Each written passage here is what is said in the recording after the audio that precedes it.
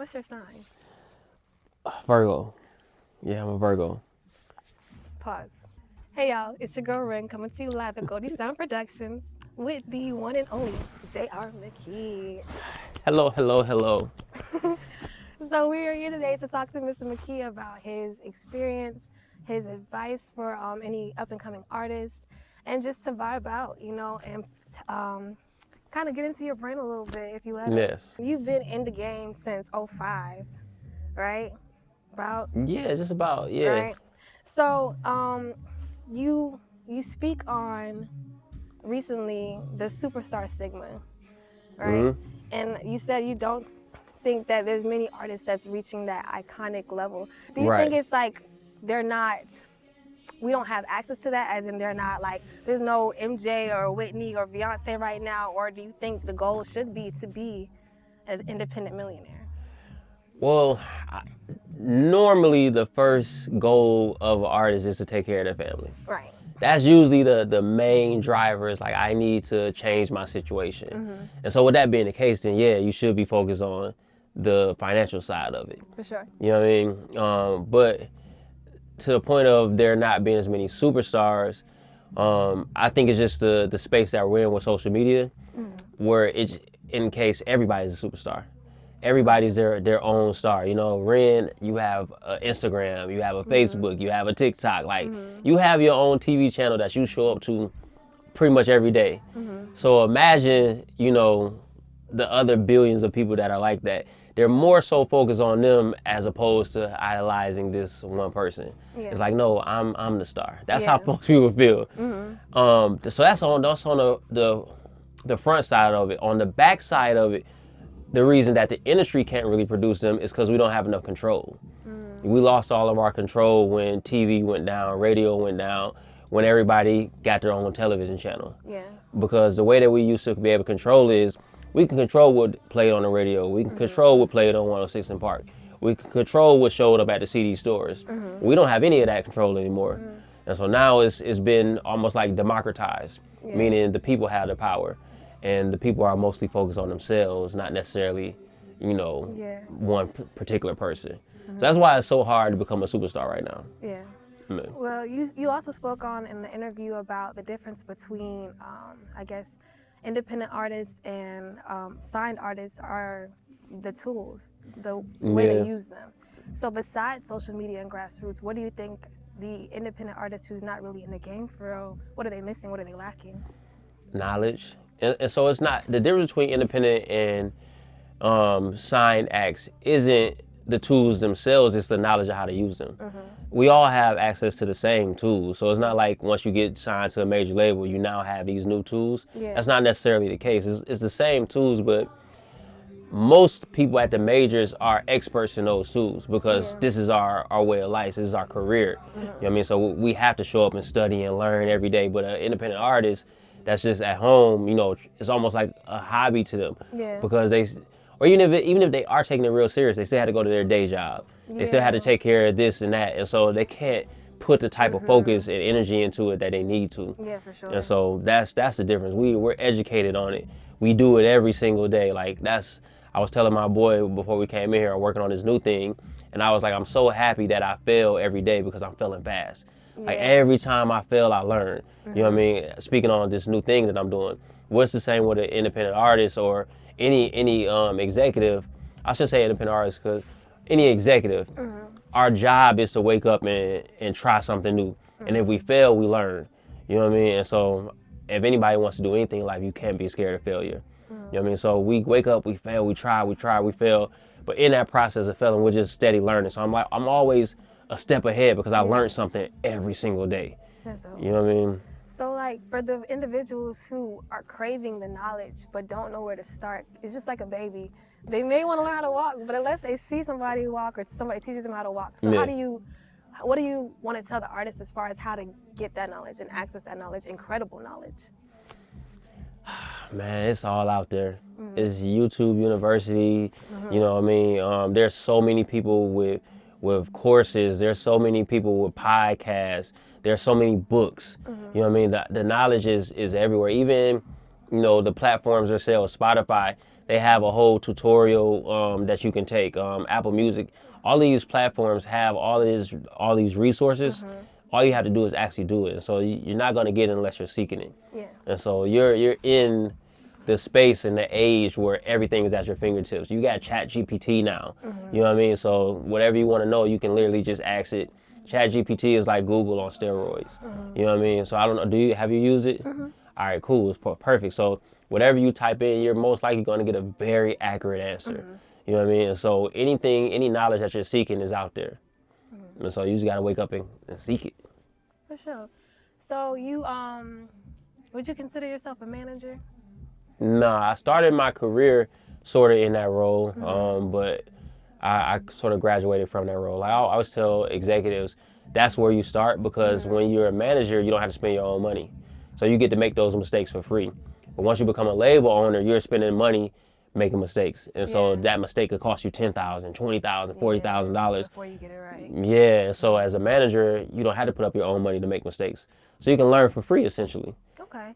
And so that's great advice for like people who want to be managers. What about the artists who are deciding between signing with a manager or a label? What advice do you have for them as far as choosing, like who would want to choose which one?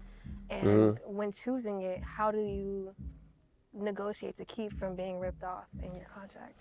Well, first part of it is you're going to have a lawyer first. Okay. You're going to have some money set aside to be able to pay that lawyer, because any contract you do, you want the lawyer to look over it. Sure. So whether it's a management contract or a label contract.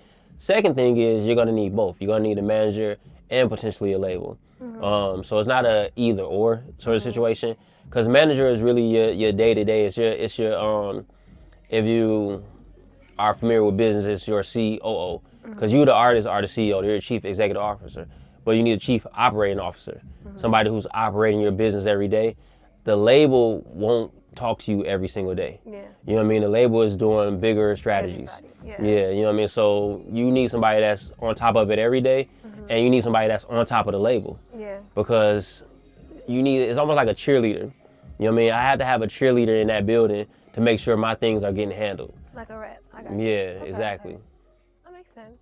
So I know that I saw this video, and you're pretty much like, you got the family that you prayed for, and y'all are so beautiful, by the way. Oh, thank you. You're welcome. And so I guess my question would be, how do you and how would you advise artists to understand the importance of a work-life balance? Man, that's good. I mean, I'm in such a fortunate situation to where I was successful before I had the family, so I don't have to work as hard as I used to. So I'm like in my own situation. But I mean, a lot of people don't know I did have a family before I got successful, but my son died. So I was me, his mother, and her. So I had a family back then, but you know, my son passed away. So in that space, when I did have, because my son was 18 months when he passed away. So in that space, I didn't have work-life balance. Yeah. All I did was work. You know what I mean? Like, all I did was work. And so I am not the person to answer that question. All I did, like, that was one of the... That was like a coping mechanism. Well, that was one of, no, not coping, no. I'm talking about when he was alive. Oh, okay. All I did was, because we had to, you know, I had to pay for diapers, daycare, all of these things. And so I remember, like, there was a good 3-month span where I didn't even have a phone, because I had to, like, choose between paying for the phone bill or diapers. You know what I mean? So all I did was work back then. But that was one of the things that when he passed, it's so crazy that you bring this up, because I haven't talked about this in so long. Yeah. But one of my mindsets while he was alive was, oh, he was young. I was like, he's not gonna remember this time. By the time he starts having memories, I'll be rich already. Yeah. That was my mindset back then. But then what I learned was, it's nothing promised. Yeah. You know what I mean? So I never really spent much time with my son, because I was always working. Yeah. So now, fast forward 12 years, when I have my kids, thankfully I'm in a position where I don't have to always work. And I'm like, man, nothing's promised. You know what I mean? So I need to spend this time, irregardless of how I feel, where I am in my career, etc. None of that matters as much as the time with them. So hope that answered the question. Yeah, for sure. Well, I'm so sorry for your loss, but thank you for sharing and opening up like that. No doubt. Yeah, ain't nobody asked me about that, or I haven't talked about that in a very long time. Yeah, so that's crazy. Yeah. So to piggyback off that, Yeah. what do you think is, what kind of advice would you give others, or do you take for yourself, or do you think you should take to maintain and preserve your health, like overall health mentally? So what I try to do is exercise each of those every day. Okay. This is how I try to do it. In the morning, I read the Bible to exercise that spiritual side, you know, because that's the most important side. Yeah, start the Because day we with are, yeah, we are spiritual beings having a human experience. Yeah. So the spirit comes first and foremost. Yeah. So morning, read the Bible. That's my spiritual exercise. Then I exercise physically. You know what I mean? I got a gym in my house, and I exercise every day. That must be nice. Yeah, no, it is. Yeah, but that's a long time of work. But nevertheless, yeah. So I try to exercise every day in the gym, and then mentally, I try to read every day. Yeah. So I usually end the night reading, but sometimes I read in the middle of the day too. And so I make sure to exercise those three every day. The one that I never miss though is the Bible. Yeah. Like the spiritual one is a must. Like sometimes I don't get to exercise, you know, in the gym, and sometimes I don't get to read a book at night. But I never miss the first one, and so that's how I keep growing. Yeah. You know, like if you want to grow, it's an exercise. And so I exercise the spirit, I exercise the body, I exercise the mind, and that is how I continue to grow. That's what's up. Yeah. What books are you reading right now? The book I'm reading right now is by John Hanna, Pastor John Hanna. It's called Just Pray, and it teaches you how to pray. Okay. Before that, I read Outwitting the Devil by Napoleon Hill. And before that, I read Switch. I can't remember the author of Switch, but I read Switch, Outwitting the Devil, and right now I'm reading Just Pray. So those are like the three most recent books. That's what's up. Yeah. Right now I'm reading Atomic Habits. You heard of it? I have it. I read it. Great book. It's dope. Yeah. I think I'm on like the 7th chapter right now. Yeah. But yeah, for sure. It's great. It's a great book. Okay. It's no secret you worked with so many artists in the game, right? How does an underground artist, I think I already asked you this, come in contact with you? With me? You didn't ask me that. Okay, cool. Yeah, how do they come in contact with you and or inspire you to work with them? Oh man, it's getting more and more difficult. I will admit that. Yeah. Not the coming in contact part. That's the easy part. You know what I mean? Because I answer all my DMs. Okay. And so it's pretty easy to come in contact. All you gotta do is DM me. So that's Instagram is JR.McKee.co, I believe is what it is. So that's the easy part. But inspiring me to want to work with them, man. First thing, I have a partner in NPR. Excuse me. I have a partner in NPR. His name is Drew DeLeon. And so he's about to sign his first artist. And so I was telling him, I was like, Drew, the key to it is you have to find somebody who's already doing everything it takes to be successful. Because if they're not making content right now, they're not going to sign with you and then start making content. Yeah. They have to already be doing it. Like you have to find people who all you have to do is be the gasoline. Yeah. They have to already have lit the fire. Now that doesn't mean that they're doing great big numbers. It's not about, oh, they already got this huge fan base, but they have to be doing the things that it will take to get the fan base. Yeah. Because they're not gonna sign to you and all of a sudden change. Like if they're not already in their mentality, I gotta make content, I gotta put out music, I gotta market and promote. If they don't have that mentality already, then it's not gonna change once you start working with them. Yeah. So you find a person who has that mentality. It's not about numbers. They just have to be doing that.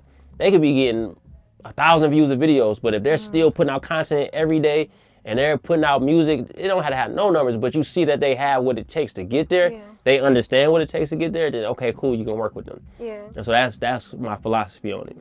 Okay, and you spoke on doing like the 30-day consecutive rule, right? So What about for people who may not be tech savvy or may concern themselves with, okay, quality over quantity, so that may diminish the amount I actually put out? Like what's the balance in that? Number one, you have to know what it takes to win and be willing to do it.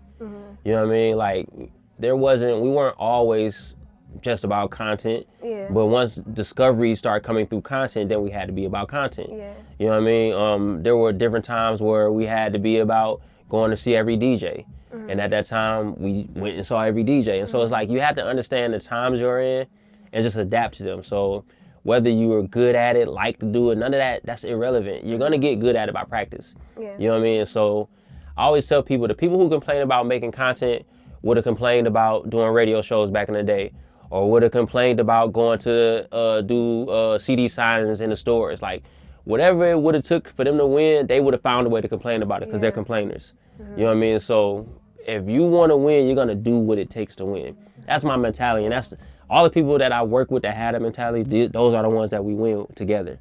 You know what I mean? So I've got the entire question, but that's No, it's okay. That was yeah. So what about for writers? Cause Songwriters. Yeah. So you can put out stuff all day, but it's not. I don't think it's not necessarily not the same, but it might be viewed a little bit differently. It might be different criteria for it. Yeah, songwriting historically, since I've been in the business, has always really been about your network. You know, there are very talented songwriters whose songs don't get placed because they're not friends with this person or they're not connected to that person. So that's always been what it has been. Now, in today's situation, say I'm working on a Rihanna album and you DM me saying, hey, I'm a songwriter. If I go to your page, I need to see that. I need to see like the active, like you writing songs here, be able to hear some of your songs like, yo, this person is incredible. You know what I mean? For me to be like, okay, yeah, I want you to come to a Rihanna session. You know what I mean? So I think you have the advantage because you're sort of able to put your talent on display in a way that wasn't possible maybe 10 years ago. So I think this is a little bit of a selfish question right now, but for myself personally, my concern is putting too much of my music out there, my songwriting out there, and then it being stolen. Right. Well, here's the thing. Like, I can't speak on the stolen part because you know that may happen, but all of the great songwriters that I work with, it just flows out of them. Yeah. So it's like there's never going to be a situation like when I think like Eric Bellinger, it's like 32 albums. You know what I mean? When I think like Priscilla Renee, which is Money Long, like I sat there and watched the girl make 10 songs in an hour. You know what I mean? So like the really good ones. Now, don't get me wrong, they probably can do that because they've been doing it for 10 plus years. Yeah. You know what I mean? So it took time to get there. But nevertheless, the really good ones, there's no shortage of songs in them. You know what I mean? So they can put out content without having to worry about like, oh, I'm putting out my best material. They can always top themselves. Yeah. You know what I mean? Now, so once you get self-conscious, that takes years. And I don't know how long you've been writing. How long you been writing? Huh? Half my life. Okay, well, you should be there then.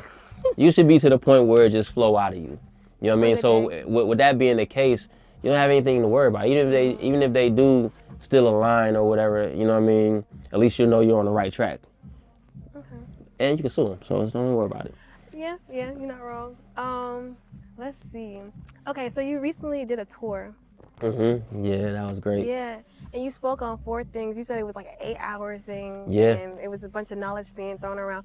You spoke on 4 things specifically. Okay. That's going to change for artists in 2024. Yes. Can you speak on those, and can you also speak on what was shared in general during that 8-hour? Do you have the 4 things? I know. Okay, so one of them was that TikTok. People are going to leave TikTok to an extent, which makes sense because I think it's going to be kaput anyway eventually the way it's going, but that was one. And then you said, what'd you say? So because I don't remember what the 4 things were, but number 1 with TikTok, I didn't say that people were going to leave TikTok. I said it's not going to be the dominant platform anymore. You know what I mean? 2020 through halfway through 2022, the way that their algorithm was set up, it was like basically like giving away eyeballs. Like you could get on there and go viral, you know, like that, which was perfect for music. I probably broke 8-10 records on TikTok in that time span, you know what I mean? So it was perfect for music, but they've changed the algorithm now. And so now they're no longer giving away those eyeballs. It's sort of tight, just like Instagram. And so with that being said, the idea or the strategy that you need to follow is you need to be focusing on all of them instead of just focusing on one. So it's not necessarily about, oh, I need to make the best TikToks. Now it's more, I need to make the best short form content and put it on all of these platforms that take short form content. Gotcha. That's really more so what it is now. Okay, makes sense. Has having a village been for your career and your credibility? So early in my career, I was very much a loner, Yeah. very much like I don't need nobody. Cause I had a great deal of success without really reaching out and like tapping in with my peers. Yeah. But my best friend Amber Grimes, she always would be in my ear, like, JR, you should link with this person, you should link with that person. And after a while, I realized she was right. Yeah. And so once I realized she was right, I started collaborating with a lot more people. But I would say, to answer your question, I'm sorry, that probably didn't answer your question, but I would say to answer your question, the most important situations in my career have come because I had peers. So like Tallahassee, right? Take it off, for example. It's not necessarily Atlanta. Everybody that was trying to be big in music, yourself, for example, Tallahassee, her, you know what I mean? All of this network that you have here. What happened for us is, what we in 2024? Let's say by 2030, y'all are still at it. Well, now you run Spotify. Now she runs Apple. You know what I mean? Like that was our real scenario. We were all chasing music, and then we looked up 6 years later, and okay, this person was running this platform. This person was running that platform. And it was just like, hey, yo, can you help me at Spotify? Hey, yo, can you help me at Apple? Like, that was literally my situation. Yeah. Like, I was able to call my good friends and be like, yo, what's happening? Okay, hook me up here. Let's do it like this. So I was able to call all of them and make different plays happen. So, I mean, my peers are quite responsible for my career, to be honest. Like, we're kind of all responsible for each other's career. That's what's up. To be honest, like, our clique, you know what I mean, are really kind of responsible for all each other. You know what I mean? We all pulled each other up, to be honest. That's what's up. Yeah. People being knowledgeable in their roles, right? You have to be very intentional about who you let in your space and the work that you're doing, so on and so forth. With that being said, have you ever thought about adding like an internship or externship to your team so that way people can get that same experience and that may not have like the same network you have but are trying to build that network? Right. Well, we did internships. Yeah, we've had internships and they went really good. I actually ended up hiring 2 of the interns. Yeah, so 2 of the interns that work at the company, well, 2 of the people that work at the company were once interns. I get to this space where I'm high up. I still need people who are on the ground. Like, I don't go to the club. I don't go to most events. So I need the person that's going to those events to be able to tell me, hey, JR, this is what's happening down here. You know what I mean? And so while I'm giving them knowledge from up here, they giving me knowledge from down there. And it's a shared knowledge. You know what I mean? It's an exchange of knowledge. And so it's very important to me to always be connected to that level. You know what I mean? Because I need to know what's going on. I'm not going out. I got kids. You know what I'm saying? We in bed at 9:30. You know what I'm saying? So it's like I need to know like what's happening. And so you gotta have that connection. So you said you did do it. Do you plan on making it? Is it coming back, or are you gonna make it an annual thing? Or No. I don't think we're gonna do it again in the capacity that we did it. Okay. Because now I'm working on new business ventures. Yeah. You know what I mean? And so the new business ventures probably that, but not NPR. Okay. Yeah. Speaking of NPR, you said something about expanding into like a fitness. Nah, not fitness. No, like a fit. No. Where'd you read that at? Tell me. No, it was you did a video I think like 2 years ago. Okay. That was about getting into the fitness realm, sort of wanting to. You gotta show me that video. you gotta, so I can remind myself what I said. I gotta see that video. I'll show you later. Yeah. That's okay. We'll do it off camera. So you spoke on the difference between publishing deals and admin deals, right? Yes. So what kind of person would want publishing versus the type of person that would want admin? Yeah. Now, see, this is where having a team comes in handy because even at my level, I don't know everything. Yeah. And so I've never been an expert in publishing. Yeah. And so anytime you ever see me speak on publishing, it was me asking somebody else. Yeah. You know what I mean? And then them breaking down what it was. Yeah. Me breaking down publishing probably has never happened. I've had people that I talk to and I say, yo, explain this. Yeah. And they explained it. But I've never been a publishing expert. I don't know everything, but I try to educate people. And so I always have people who do know stuff that I don't know to come on and speak on those subjects. Yeah. And you love to educate people. You actually just wrote a book. Yes. 10 Commandments. Can you talk on that a little bit? Yes, the 10 Artist Commandments. It's pretty simple. I've been through so many eras of music. just, you know, from when Instagram was running things to when TikTok was running things to back when MySpace was running things, back when we were in the 106 and Park era. Like, it just constantly changes. I was like, what were the key principles that we were able to make artists successful in that era? 10 principles that no matter what era you find yourself in, you'll be able to be successful by following these principles. Whatever comes next, you'll be prepared by having the right principles. And so I just wanted to make sure everybody had those principles that will last the next 25, 30 years. And so that's what I wanted to make sure people had. For sure. Can you share with us either your favorite one or the top one that, you know, highlights the whole Yes, the first one, tell the truth. Okay. That's the first principle. And so as an artist, as anybody trying to build an audience, anybody trying to, you know, build that fan base, the major key to that is when you want people to connect with you, you have to be vulnerable. You have to show them what makes you human, because people are going to connect to the person they relate to. You know, we always hear people say be relatable. Well, all that means is be vulnerable. You know, like, so for example, me talking about my son who passed away, that's automatically going to attract other parents who either really love their kids and would hate to see that happen to them, or they've had that happen to them, or they, you know, it's just going to evoke some sort of emotion in you to make you say, oh man, I feel for that guy, but I really rock with that guy. I hate he went through that. I'm going to support whatever he has going on. Or a real life example that has actually worked, because I never used that for anything, but I just tell that story and I know that people are attracted to that story. And so when I was doing the audio book for my book, I ended up in the hospital for like 3 weeks. But when I put the footage from that out, the day I put that footage out was the day I sold the most books. Wow. Because people automatically saw the humility in that, the vulnerability in that. They're like, oh my God, like, I can't believe you went that. Like, literally comments like, I'm not even in the music business, but I'm gonna support you. You know what I mean? Because when you want people to attract you, you have to show them your human side. You have to show them your vulnerable side. And that starts with telling the truth, because a lot of people in rap do not tell the truth. It's all what they call a cap. You know what I mean? It's all what they call it. It's cap. But the people who are vulnerable and the people who really tell the truth, Rod Wave, perfect example.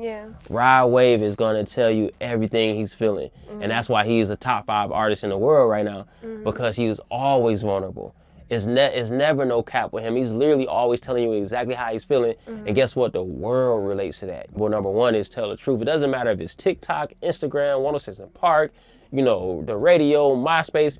As long as you're being vulnerable, you're going to attract the audience. And so that's why you need these principles. So no matter what era, follow these principles and the success will find you. Yeah. I like that. I like that. Do you have any questions for me? Do I have any questions for you? How did you come up with that color scheme? Because it seems to be matching my color scheme. You know what's crazy? Yeah. Okay, so I actually left my shirt in Atlanta. Okay. Right? And so I'm like picking pieces. I brought a bag with me. I'm very much the type of girl, I like to dress up for any occasion, right? Okay. And so I brought a bag with me of different, like, so I had these two together. I had a fedora and some purple boots. And I was just like, I'm feeling the blue. So when Amy gave me my black and I went upstairs to change, I guess it was meant to be. It was meant to be. Yeah, for sure. Well, I mean, I appreciate it. I got to put my book right here. You should. So from now on, is Rick, me, and who? Oh yeah, perfect. Donald Passman. How does one gain access to your book? It's on Amazon. Amazon? Okay. Yeah, so you can go on Amazon, search 10 Artist Commandments, or search JR.McKee, and you can get it off Amazon. Okay, cool. Yeah. And I have one more question for you. Okay. Sort of. Two-parter. So you like to start by asking any client or artist that you decide to work with their morals and their beliefs and what drives them. So one, I want to know yours, and two, I want to know why you asked that question. My morals, my beliefs. I mean, number one, I'm a Christian, and I believe in Jesus. I just believe in, showing love. Yeah. You know what I mean? Loving everybody, which is, of course, obvious. That's obvious for a Christian. Like, God is love. Yeah. You know what I mean? And so our job as a Christian is to, live out and live in God's image. Yeah. And so that means love. Yeah. And so, that's my main thing, is just showing everybody love.